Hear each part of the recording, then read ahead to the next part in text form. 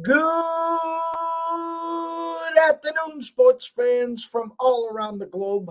I am your host, Jeff Dawson, East Coast Sports Investors, and this is your closing bell for Wednesday, August 3rd, 2022. Anyone expecting Andrew at 1 o'clock today? Apologies.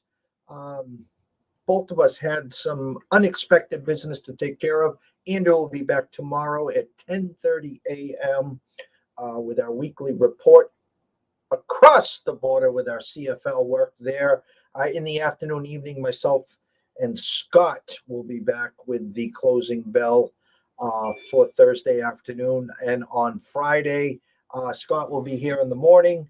And Dan Alexander talking Premier Lacrosse in the afternoon, and Scott back for the closing bell. And then we'll bring back Riley for Saturday and Sunday if available. It's summertime. It's the dog days of summer. We know everyone's busy. So anytime we can put together a show, we're here. ECSI VIP. You can breathe. The curses of kind of sort of over. Astros team total over 4.5. And let me just tell you a quick little story. Okay. You get 2 in the first, 2 in the second, and you're just sitting there on the hook. When you're in an 8-day freeze, you just think of bad things. And the guy on second and Tucker hits one to the wall. Verdugo jumps to leap to rob the homer. And then he jumps back and he catches it right in front of the wall. Then first and third in the third, 2 outs, ground out. Now the idea and the thought process, Rich Hill gets the call. They started him a day earlier because the Sox bullpen was taxed. And then they were going to bring Bello in, who from the bullpen has looked better. Rich Hill gets basically struggles through 3. In comes Bello, and he gets hurt. So in comes Ishimura or whatever, and he gets the final out there. Now I'm just like, if the Sox somehow, some way figure out to hold Houston to 4, I'd be shocked. But they get there. I think it's 6 or 7-0 now. Something like that. So breathe. And I know Riley's smiling as his White Sox are up 4-0 against my fantasy pitcher Singer. So I'm not too happy with you, Riley. But anyways, glad to see that. But we're back. We got one game that we played tonight. We played a run line and a team total. And myself and Riley will get to that. So without further ado, let's bring him in. The one, the only, Mr. Riley Magnuson. What is up, my brother? Good afternoon, my friend. You mentioned it, 4-0 here on the south side of Chicago, 4-0. Above 500 White Sox, 4-0. Trying to go 2 games above 500 for the first time in I don't know how long. So I'm holding my breath to not ruin any momentum that we've got going on here. But nonetheless, happy to see you as always, my friend. Trade deadline yesterday got over with. We haven't talked in a few days. My White Sox didn't do too much. Your Red Sox, interesting move or two. Our White Sox and Red Sox exchanged a little bit as far as the Red Sox getting Reese McGuire, who Red Sox fans found out some of the news that he was involved with, over the last couple of years. And now we get Jake Diekman, who actually looked pretty solid last night. So I'm interested to hear what you think about that one. But nonetheless, happy to see you as always, my friend. Happy for another, what we got, 6 or so games to talk about that haven't started yet. So I'm ready to start wherever you are, my friend. Trade deadline. It's funny. Last year, the Sox in the mix of a nice little run, needed a first baseman desperately. Anthony Rizzo was pegged to come here, and he even thought so. And then the Yankees swooped in and got him. And Sox left holding the bag at first base, and they rolled with it the rest of the year. And the start of this year, they didn't want to be sellers. They didn't want to be buyers. They just didn't want to throw the fan base under the bus. So late August and September, there's no fans there. So as Christian Vasquez is hitting batting practice and he's walking off to the dugout, he is swarmed by reporters and like, what'd you think of the trade? What'd you think of the trade? He knew nothing. Right. And they swooped him into the dugout. His words were, it's business. And a guy for 8 or 9 years that wore his heart on his sleeve, a true dirt dog, reminded me of like a Dustin Pedroia, came to the park, the heart and soul of the the clubhouse, and they just pulled that apart. And so all along, I'm hearing JD to the Mets is gone. It's done. And they had Dominic Smith written all over it. I was wondering if Eovaldi would be a part of that. Well, what ends up happening is the Soto trade goes down. He talked about Diekman, and we get Reese McGuire back because we had no catches. Carlton Fisk, they called Carlton Fisk. He says, his back sore, so he couldn't come back. Veritek, I'm all set, coach, and I'm going to stay here. And so they call up Reese. But the funny part is after the Soto trade, they needed to move some money, the Padres, so they added Hosmer to the deal. Well, Hosmer had a no trade, 10 teams listed. The Nats were one of them. So now the cat's out of the bag. So they add Voit, Soto's coming, everyone else is moving. And the Sox is sitting there, and I reached out to my San Diego guys. I says, I can guarantee you Hosmer's coming. So 3 for 39, 13 per. And the Padres are picking everything up but $220,000. So in comes a free first baseman for the Red Sox with Hosmer. Now, here's the funny part. Rizzo goes to free agency and gets $16 million per, $32 million for 2 years. Hosmer's got a guaranteed 13. So does he test the market and say, I can get more than 13, or does he just sit back in Boston and collect his 13 and be happy? So that's going to be, the interesting point moving on. And secondly, I think the Red Sox said, you know what? We're going to rent JD. We're going to rent Eovaldi. We're renting Hosmer. The Orioles are sellers. They sell Mancini. They sell their best bullpen guy with Lopez. We're only 2.5 out. They miraculously stole the first 2 games at Houston. They're going to lose today. But the fact of the matter is, we're not out of it. We can sell our fan base. We're not out of it. We'll deal with Xander when we have to, and we'll move on from there. Right, and then when you add in the AL Centrals, I mean the Twins make a couple moves, but nothing that's kind of the moves that scream maybe make the playoffs, but continue our streak of not winning a single playoff game once we get to the playoffs. Those are the moves that one screamed to me from the Twins yesterday. But as far as the White Sox and Guardians, they don't really do much of anything either. So you're right. As far as the wild card is concerned, they're right in the thick of it. But it just becomes changing the attitude or the momentum that they've had over the last couple of months or a couple of weeks, I should say. But nonetheless, it was interesting moves for sure, man. But I'm kind of pissed off at my own team. Obviously, flip a switch somehow, and we put up, I think, 9 runs last night. Someone in the dugout, a pitcher said it looked like, the team we had last year. Someone flipped the switch, and now we got 4-0, bases loaded, 1 out in the 5th here. And so from that standpoint, it is bizarre that whether or not that was a spark or not, I don't know. But I'm a little upset that we somehow didn't manage to at least pick up another left-handed bat option. I've been vocal about Gavin Sheets is really the guy that's playing 2 out of 3 days, and because even when we're entirely healthy when we were winning games last year, the year before, even when we are entirely healthy, the biggest thing that we're missing is a left-handed bat because we're so right-handed heavy. And the fact that I thought it would be not that big of a swing to get somebody that's an upgrade from Gavin Sheets, who's under 300 OBP, 200 whatever batting average, a little bit better at home, but he's miserable on the road. But just to not even get another option, it was pretty infuriating to me. And to hear Rick Hahn say that it wasn't a money issue, and to steal somebody's words from Chicago radio, then if it wasn't a money issue, then it was a you issue. And so don't come and be looking pissed off that you didn't get anything done. Then that means that you yourself weren't able to get something done. So a little surprised as far as Diekman being. If Diekman honestly helps us, as far as you said, you got no catchers. We need some damn extended bullpen arms or extended depth in our bullpen with all these injuries we got. So he's actually going to help. So that one is nice. But nonetheless, not getting at least some type of left-handed bat is going to eat at me. Even if we start to play well, that is going to be and has been over the last 2-3 years has been what we're missing the most. So I was a little frustrated as far as that is concerned with the White Sox here. And the Red Sox, got Rich Hill back today. James Paxton actually throwing on the side. I don't know if he'll be back and ready. You talked about a lefty bat, and we had Scott on yesterday. And it's funny because I said to Scott, what in holy hell were the Dodgers thinking? You could have swooped over to the Yankees and got Gallo. And I said to Scott, what in holy hell? He goes, well, what were they thinking? And he says, they weren't, nothing. In other words, I says, well, what does he bring to the table? He goes, well, he brings to the table an opportunity to come off the bench and with one swing win a game. And he's correct. Yeah. And not too long ago, hit 45 homers.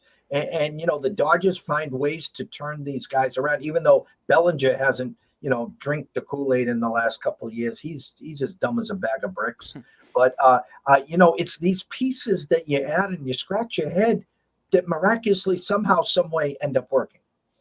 Right, and as far as Gallo is concerned, the way the reportings are coming out, it seems like, and maybe he's, it's going to be a struggle and he's going to struggle, and this is what he is just in general now. But, I mean, there's a reasonable world that maybe he just needs a change of scenery, and the pressure of being a New York Yankee was too much. If you've been reading anything that's been coming out about him, that's at least – it wouldn't surprise me if he turned it on and was a, productive member of the Dodgers, whether it's in the regular season or, a nice clutch home run or something or double or something in the playoffs.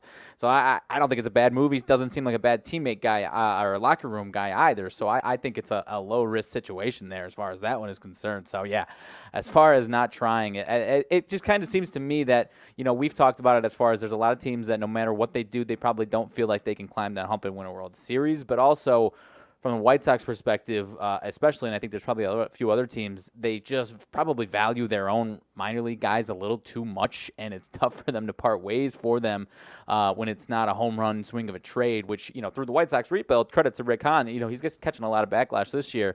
He had 3 or 4 trades that he had a ton of value on as far as taking some of those minor league guys, as far as, like a Jose Quintana for Dylan Cease and Eloy Jimenez trade. And that's a massive trade when you look back at it now. And so I think there's some shell shock as far as giving up those minor league guys, unless you're getting back a Juan Soto or, and insert any superstar name. When it's not that top of the line superstar, I think some of these GMs are starting to get shell shocked as far as giving up some of their higher named prospects for guys that might be a B-level star instead of an A-level star. And I always go back to the Red Sox way back, needing a reliever. And this is, I think, before your time. We ended up getting Larry Anderson from the Astros for Jeff Bagwell. And Jeff Bagwell obviously turned out to be a pretty good MLB and have a career. And so sometimes when they're looking for these diamonds in the rough, it's, are you playing for this year? Or, they're afraid to give out these guys. Right, and I don't know, as far as that trade specifically, there's certain trades that are diamond in the rough type stuff. I mean, the White Sox traded away Fernando Tatis Jr. for James Shields, about 7 years or so. So there's that type of shell shock, I think, these days, especially when it doesn't come with maybe a guaranteed boost as far as, your World Series odds are concerned. So the hype for the Padres obviously is running rampant, but, aside from that, there was a couple other good ones nonetheless. And I talked about, the fact that who are you more afraid to face? You're looking at a Tatis, Soto, and then you got Machado, and then almost like the Trey Turner Max deal, they threw in Josh Bell. So they just made the Padres lineup even longer.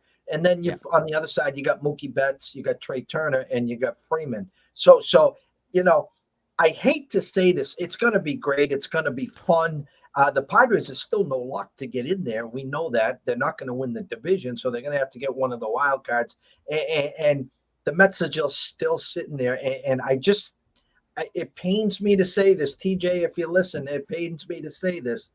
I just think the Mets are going to be the team that is going to be the hardest out of all those in the MLB.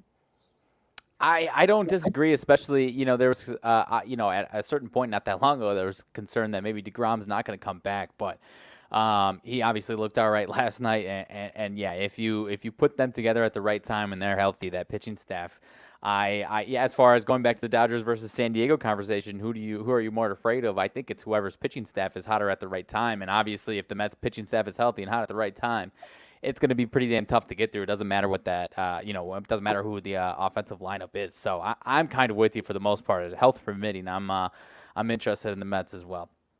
Yeah, and you look at the Mets, Lindor having a great bounce back year. They got Alonso. They got guys that can perform on the big stage. And as you know, this come playoff time, it's the role players that just seem to get up in the right spot who gets hot at the right time. And the Mets, they lost their whole staff and they're still hanging around. The Braves have decided to go back end heavy. So just get us 4 and we're going to get you to the promised land. And then you look, talk the Mets, you got Diaz. And now you talk the Padres, we didn't even talk about Hader. They got Hader. Right. And then in comes the Dodgers with Kimbrel like this. And it's just like, who do you fear the most? Right. No, I like we're saying right now, as long as those horses are healthy for the Mets and on top of Diaz as well, if those guys are all healthy, a lineup where you can roll out a healthy and hot pitching rotation, whether it's your starter into a bullpen guy into another bullpen guy, those are the teams that are the hardest to out. I mean, think back to the Royals, 6-7 years ago with the guys they had in their bullpen. It was 7th, 8th, and 9th. If they're winning in the 7th inning or going into the 7th inning, it's open and shut case. You're losing that game. So, if anyone can duplicate that or is healthy and playing well at the right time, then I'm 100% with you. It's going to be scary, and I'm not sure who the answer is, I guess is what I'm saying. Yeah, and the Padres dropped from like 25-1 to 10-1. I get it. If you want a little stake in the game and you want a little something to hold on to, listen, I don't think Josh is healthy. I think the Brewers have been trying to get out of Josh. They had him on the block the start of the year. Listen, when he's on, he's on. There's no doubt about it. But there's something, if not wrong, that's about to go wrong, whether it's the end of this year, the start of next year. And Devin Williams has just been absolutely lights up. A K rate of 15.9. Here's the ball. Just go get us the 3 outs, and he's gonna. So it's going to be a fun stretch here. It is. And as far as, I think I agree with you as far as Hader. And then when you factor in, if they were the Dodgers or the Yankees and they had money to throw around a little bit more than the Brewers do, maybe they hold on to him. But when you're a, kind of a lower market team and you have to weigh that, okay, well, if we think there's even a possibility that this guy is going to break down, let's get something for him before he either breaks down or walks away from us because he wants to go to a higher market team. I think that factors into it as well, on top of what you're saying, which I totally agree with there as far as Milwaukee's concerned. We've had a nice afternoon slate. This one I thought all along was definitely a Philly number. Phillies win 3-1. Wheeler versus Morton. A number that opened at 134. Woke up this morning, it was down to 130. I even saw it touching some 128s and 129s.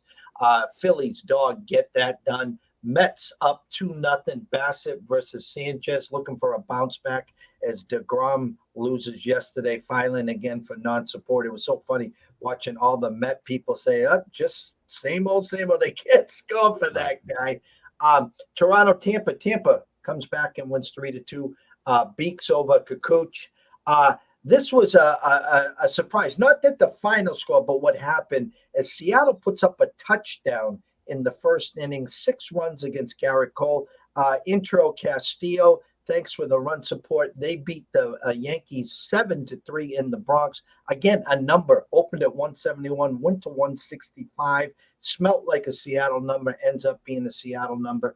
Twinkies with Ryan win 4-1 against Alexander. Sox lose 6-1. Urquidy versus Hill. Cleveland and Bieber hold on and win 7-4 there. Currently going on also Baltimore, Texas 2-2, top of the 8th. Your White Sox 4-1, bottom of the 6th. So we, like you said, we have 5 or 6 games left. The board is yours, my friend. I guess I had one that let's work backwards a little bit. I had, or kind of jump around. There was just the one, and we've been talking about him as far as interesting pricing. I wanted to see if you agreed with it or if it's just based off hype. As far as the Padres hosting the Rockies, what is the line I'm seeing now? About -300 on DraftKings. I saw up to -335 in certain spots. Is that, so we've got Blake Snell and Chad Kuhl on the mound for each of these teams. Is that a fair price, or is that based 100% off of hype? And obviously, they've taken 3 of the first 3 games here against the Rockies, or is that a fair price in your eyes? I think it's both. Here's the problem that I always see. You're coming off a doubleheader, so you've played 3 games in 2 days. And for me, I would never dive into that with your money. And even if you Venmo'd me 50 to put on the Rockies, I'd Venmo you 100 and say, hey, go to the next home game at the White Sox. It's a game that I'm just going to sit and watch. Snell rounding into form. So do I expect the Padres to win? Yeah, I do. I would never pay minus 300, even Right. if Snell was back in Snell form with the Rays. Right. No, that's all I wanted to hear, honestly, and was I guess maybe you were thinking maybe Sonella is going to be that good, and it is fair, and you're even seeing a plus 135 on the plus 1.5 for the Rockies, so they're hoping you take some action of the Rockies there, but no, I'm with you. I'm not playing it, but I at least wanted to mention it there. Okay, that one's already off and running. Mets and Nats are off and running, right? Yeah, bottom of the third. That one is already gone. Reds and Marlins is the next one up here in an hour and a half or so. That one is in Miami. Sandy Alcantara for the Marlins and Mike Minor for the Reds. Sandy, 8 hits, 4 earned run last time out. Are you feeling pretty safe with a bounce back in his case, or are you seeing something else there? Well, you know what? I'm probably going to have egg on my face here, and I'll tell you a reason why. This was our other selection this evening, twofold. You can get we got plus 112 on the Marlins run line, and their Marlins team total 3.5 over minus 125 ish, 130. And I said it very simply on the alert. If the Marlins cannot score 4 or more against Mike Minor, you might as well just not play the rest of the year. I mean, you and I could get a goddamn hit against him. I mean, this is beach ball city. I don't care how bad your offense is. This is crooked number after crooked number. You get the big lead. Alcantara on a bounce back spot. You know, you had the bad game after the All-Star game. It's showtime. You want to win that Cy Young. All the horses are back. It's time. I think the Marlins roll here. It's an under over 7. I'll go 6-1 Marlins here.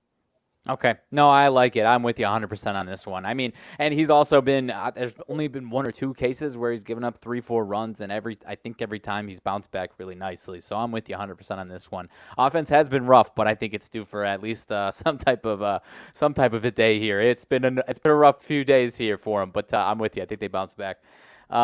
Next one up is an interesting one. Might not be worth getting into at all. With some uncertainties here. Freddie Peralta for the Brewers, first start since May. Tyler Beatty for the Pirates. I believe he is making his first. He's been in the bullpen all year. I believe, correct me if I'm wrong, but I believe he's making the first official start as a pitcher here for this one. As I mentioned, he's been on the bullpen. So any way to get into this one, or are you backing off? Freddie Peralta was pretty damn good last year, but obviously from what we saw for him before he went on IL, not quite the same guy that we saw from him last year. Scotty was all in yesterday on Brewers run line, even though full game -1 and a hook was minus 160 last night. His words are they're making it almost impossible for you to get in there with minus the 125s and 130s. It's going to cost some juice. He loved the spot. They got out 3-0 cruising. And then I think in the 6th inning, they gave up a 5 spot and they lose 5-3. And under over here of 8 and a hook. It's obviously a bullpen game for Pittsburgh. We don't know how far you're going to get with Peralta. The overnight number minus 206, now minus 205. Let's see where our friends are at South Point minus 210. Circa and Jeffrey Benson getting queued at minus 199. I would not have a problem if you're feeling froggy, got to scratch your itch to take the Brewers in the run line here. Probably cost you a few cents. I don't know what their run line is. I don't know if you have it right there, full game. It is minus 125 on DraftKings. Excuse me, minus 1.5 there. 5-3, maybe. You get a 6-2, something like that. The bullpen should be ready. Williams ready to close it out. Rogers ready to hopefully set him up. Again, you're playing Russian roulette here, though. You just don't know what you're going to get from either starter and how far they're going to go. Right. Would you feel more comfortable maybe back in the Brewers offense in this one? A couple losses the last 2 days to this Pirates team, and I think only 3 runs in each. Would you feel more confident there, or in the Brewers in general for the? What do you got for a team total? Did they juice it at 3.5, or did they have 4.5? I'm on my way to look for it right now.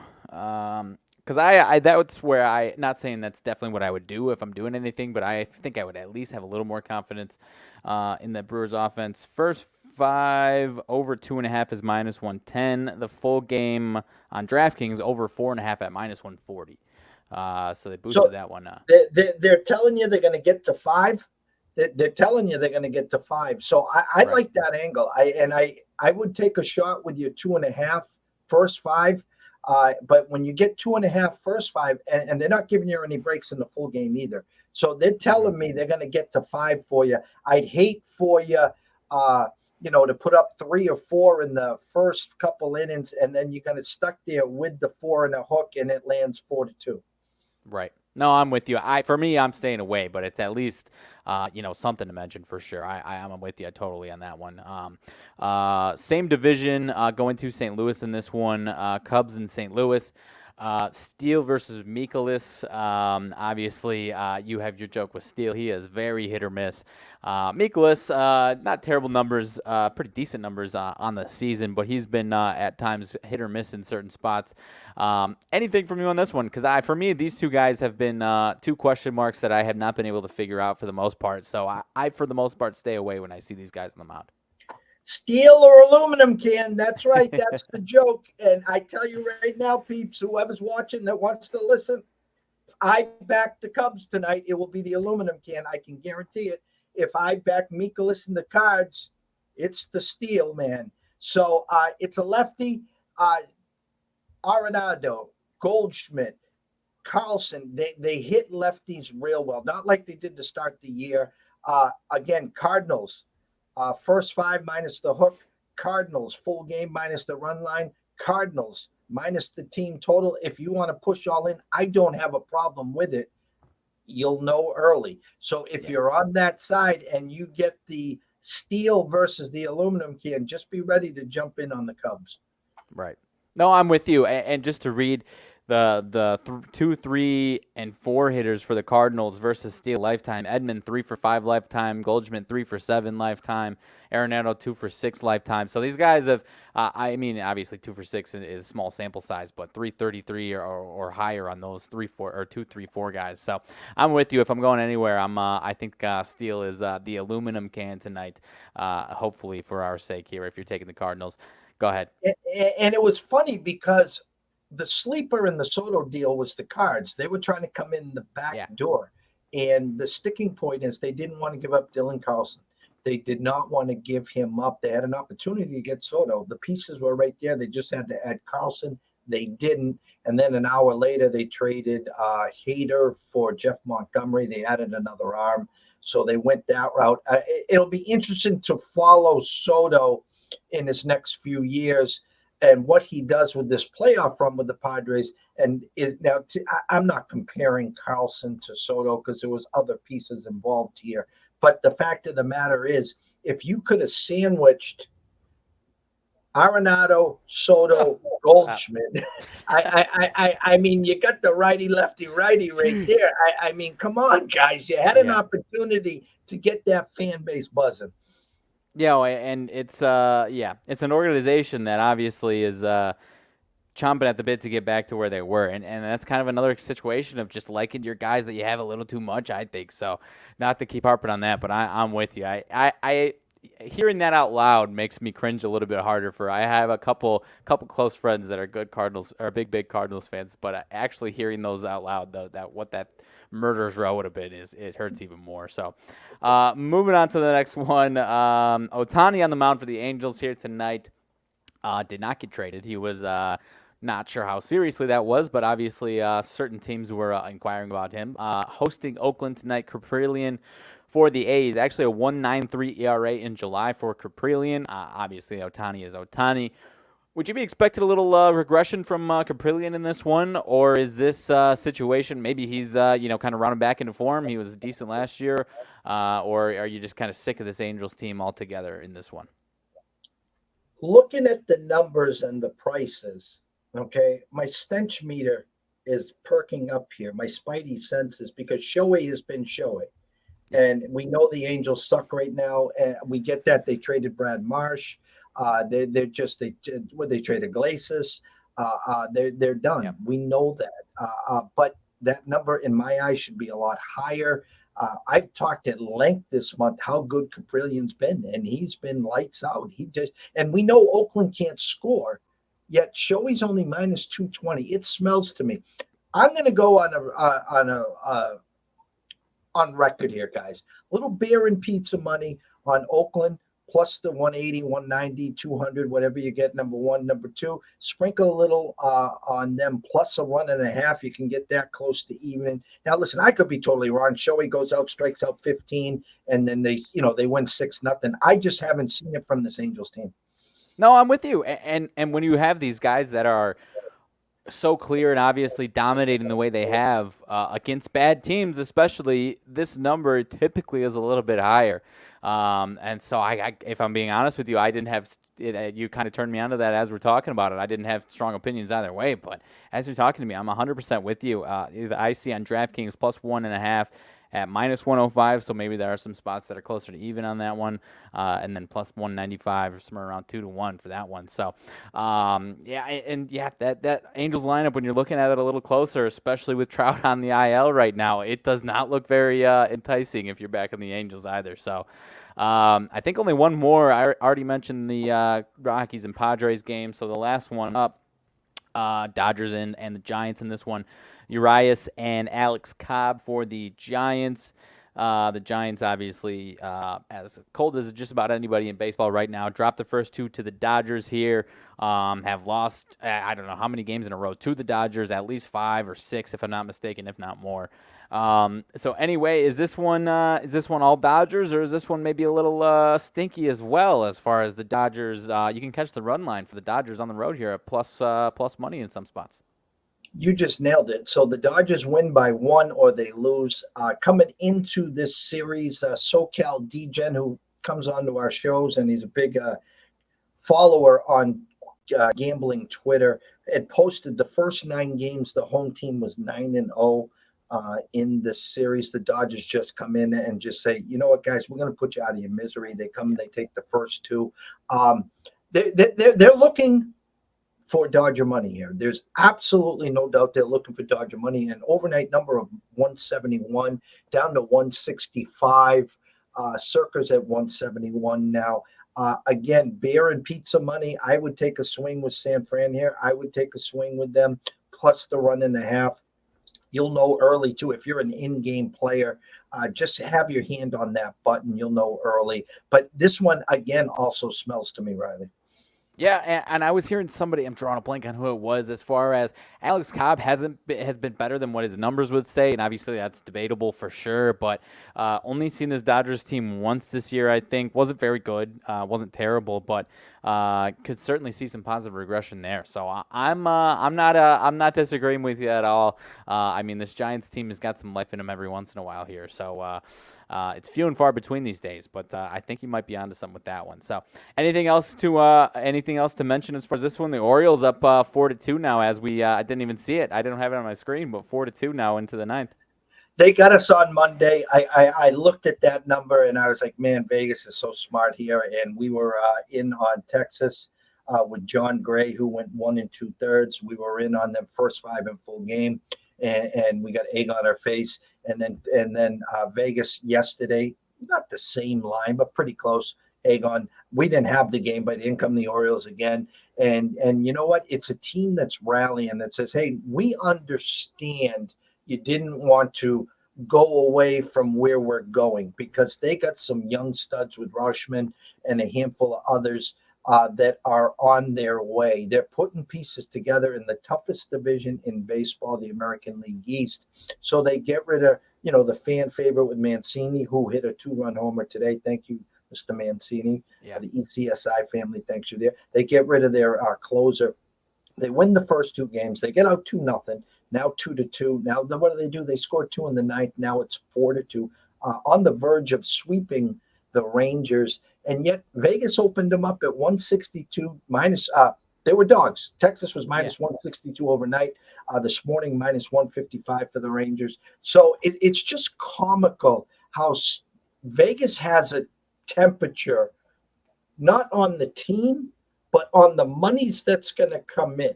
How much money's going to come in on the Orioles? It doesn't matter what they put up for a number, because you're either going to say, I'm a naysayer, or you believe. So they're on the verge of potentially, sweeping here. They won't go away. And I'm glad. It's great for baseball. It is, and they actually bring in it was one of the most fan favorite non-stars in baseball as far as Brett Phillips from the Rays, as far as a guy who somehow seems to be the most clutch man in the world when it comes to September and October. So hopefully he can bring a spark as far as kind of obviously not replacing the production of Trey Mancini, but as far as being a likable guy that people can rally around. It wouldn't, it would surprise me, but as far as it wouldn't shock me if we see Brett Phillips flying around the bases a couple times here over the next month or so. Just the guy's just oozes clutch. So we'll see. But I'm rooting for him. They're everyone's darling, I would say. So I was, I guess, against them as far as predicting that they would fall off. But that doesn't mean I'm not rooting for him for the rest of the year. No, it's funny, and the deadline's over, so everyone that survived. I know locally, J.D. Martinez was one of those that thought he was gone. Cora went up to him yesterday afternoon, said, "No, you made it." The Sox asked him an absolute ransom for Eovaldi, and no takers there, which kind of surprised me. A team like the Cardinals really could have used a boost from Eovaldi with a resume in the playoffs in the World Series versus a lefty, Jeff Montgomery. But again, maybe they're thinking they'll face the Dodgers and it's better to throw a lefty versus a righty. I have no idea. But everyone survived the cut. You're still on your teams. And now it's our job to try to figure out this Rubik's Cube. We got exactly 24 days till the first kickoff of college hoops. Tomorrow, what's today? Today is Wednesday, right? Yep. Tomorrow, Hall of Fame game, NFL. I believe that is correct, yes.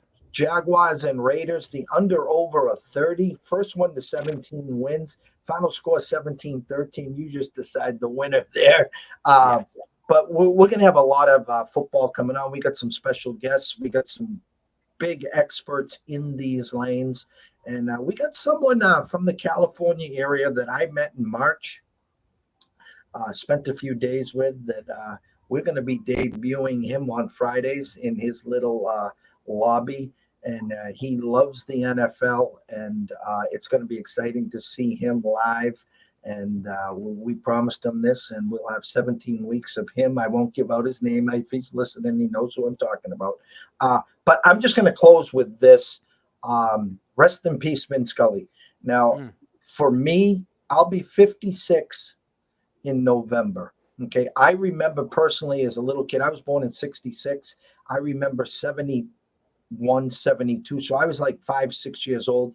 The first voice I ever heard broadcasting the game was Vin Scully. And it was just like I was mesmerized. I've never heard a guy so smooth, so soft spoken. Just as they said today, he's a poet. And he mesmerized me. And there'll never, ever be anyone that can replace Vin Scully. Back in the day, there was no direct TV, so you couldn't get those games. So I wish, we were fortunate enough to catch him on a Saturday on the national game or on a Sunday. But 94 years old, I think he lived an amazing life. And there's been some great broadcasters in baseball. There really is, and there still is, but no one will replace Vin Scully. No, and I wish I was fortunate enough to have more time consuming, just him talking about baseball. But, I'm fortunate for what I was able to have over the last, however many, because what's it been, 6 years since he retired, right? Or somewhere around there. Yeah. So, I guess as far as maybe a decade of hearing him here and there, it was always awesome. And even just, the last couple of days of seeing some of the old clips that he would say, it's captivating if you watch any sport whatsoever, let alone baseball. So, where is he ranked as far as all of sports, though, for you? As far as throw in, you got, Al Michaels, John Madden, Pat Summerall, whoever else I'm drawing a blank on. Where is he? Is he number one all time for you in all sports? That's a hell of a question. You know what? I think I'd have to really think about it because there are a lot of guys that I enjoy. When I was going to high school, I wanted to get into sports broadcasting. I was going to go to Syracuse and get a degree there. And then let's just say I went to a state school for the first 2 years, and then I had planned to go to jump ship then. And I wasn't in the right state of mind to be jumping ship and talking sports. A big Brent Musburger fan. I love Madden. I loved him and Summerall. Another guy that I absolutely loved on Saturdays was Keith Jackson. I thought he did an amazing job. There's a lot of them out there, but Vin just had everything. He just had the tone, the demeanor. It was just poetry. It's just so hard because there's so many great ones out there, but he was just at a whole nother level. It's hard to describe. No, I get it. I think I can try to get it. I get it as much as I could possibly get it, being only, being born in 1995 for God's sake. I mean, but yeah, like you said, with your first voice being heard, I think mine would have been, probably John Madden as far as the NFL is concerned. But going back and just listening, like I said, listening to Vin Scully, it just flows so damn nicely, and having to do it by himself, and also just the fact that even after over the end of his career, the craziest thing that I think about, or the craziest thing you can say about him, as far as like people would bring their radios and whatnot to Dodgers game while they are actually in the stands, so that they could continue to listen to him while they are at the game. And I don't think people that are even my age, or especially not anyone younger, could even fathom what even that entails. But the fact that people are still doing that in the 21st century is mind-boggling to me, and I think that's one of the craziest things about him. 100%. I mean, you're talking to a guy that grew up on Monday Night Football with Howard Cosell. So yeah. I mean, so a legend again that will never be replaced. That was a great question, Riley. That was that stopped me because I didn't want to. I don't want to say the wrong thing, because there's a lot that I really do enjoy. And so hats off. That was a good question. Appreciate it. I've thought about it myself, and I barely even got to experience the guy. So and he's certainly up there for me even still. So hell of a guy. All right, thanks to everyone that was watching. Without you guys, there's no ECSI. We had some lanes. We got day baseball going on, and as we speak, the Baltimore added another one, so it's 5-2. They're up a field goal now in the ninth. So hats off to all the Oriole backers there. Myself and Riley will be back later this weekend. And tomorrow again, Scott will be on at some point. Andrew McGinnis at 10:30 a.m. And then we'll probably have Scott later in the afternoon. We'll do an early closing bell there, travel day there. Friday, again, Dan Alexander at 2:30. Scott will be either on in the morning or again for the closing bell. Myself and Riley schedules, if they're open, we'll be here on the weekend. So thanks again. And always remember this, guys. If you are wagering, please do it responsibly. If you do have a problem, pick up the phone. Why? Myself and Riley care. We want to see you here today, tomorrow, next week, next month, through 2022 and beyond. For myself, Jeff Dawson at EC Sports Invest, from the one, the only Riley Magnuson at Riley_Magnuson, the one. We wish everyone a blessed afternoon and evening. Have some fun. Cash a few tickets and catch us tomorrow.